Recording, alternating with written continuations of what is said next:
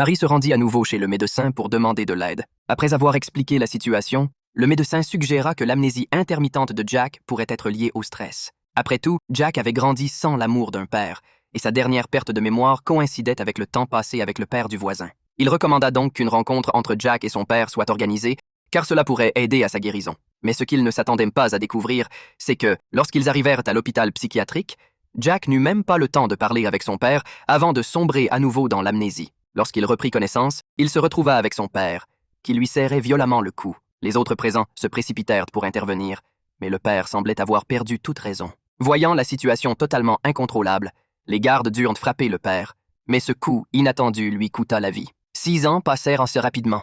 L'innocence de Jack et de ses amis fit place à la rébellion.